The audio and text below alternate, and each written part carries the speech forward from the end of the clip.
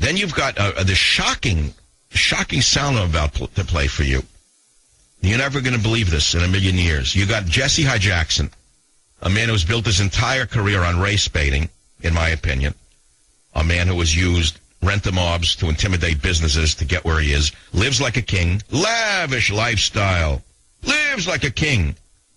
And there he is at the Martin Luther King Jr. Memorial, featuring Attorney General Eric Holder, who yesterday said that basically slave times are around the corner. Representative Sheila Jackson Lee attacking Tea Parties.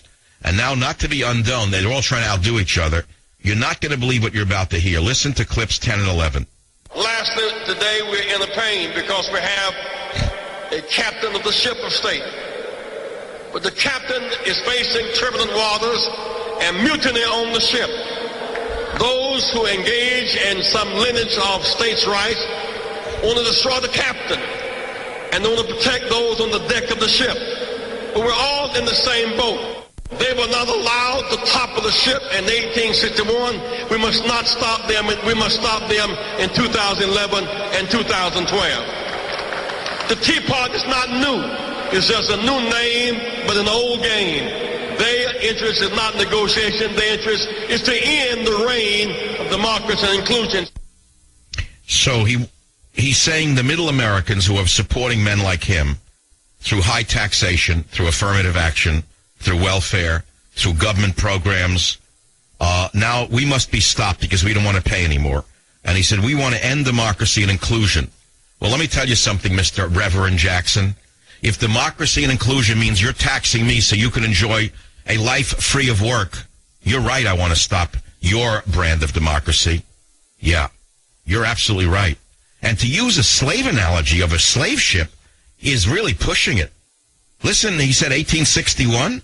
Did you hear that? We weren't stopped in it.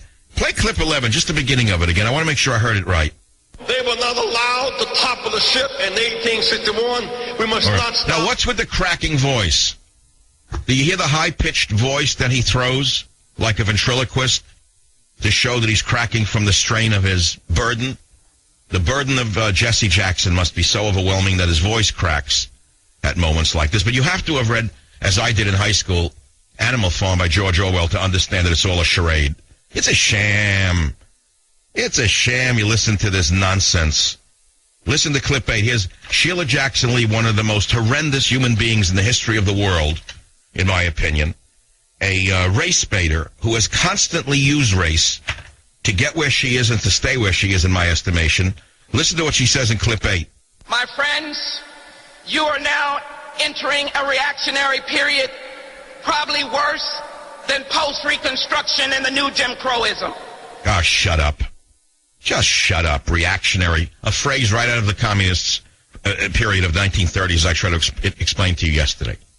Reactionary is a word created by communists to explain anyone who was an anti-communist. So if you hear me say to you, these are communists speaking, they may not even understand it themselves that they're communists, or they may know it.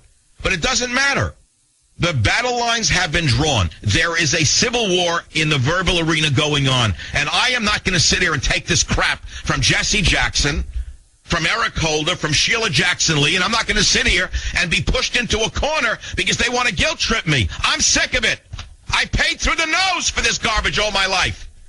I paid through the nose with affirmative action where unqualified lunatics were given jobs I should have had. Scholarships to morons. Teaching positions to morons. Police couldn't even pass a written exam. Policemen now can't even write their name. Firemen can't write their name, pushed because of race. How much can this country take? You talk about reactionary. I call them overreactionaries. And they are pushing us, believe me. They're pushing our buttons.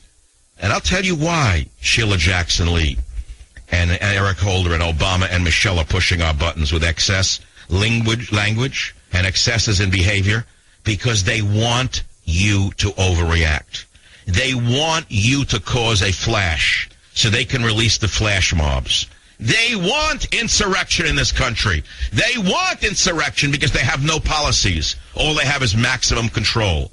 So as I say to you, be very careful you don't react to these overreactionaries. That's right. They want you to react. Journalism, terrorism, patriotism. Just how far up does the abuse of power reach, Michael Savage asks in his new novel, Abuse of Power. You see, I have been the first one who has been targeted by the New World Order in the American media. I'm telling you like it is. They targeted me, and they took me down. They said, we'll kill him in the UK. We'll turn him into a terrorist, which he isn't.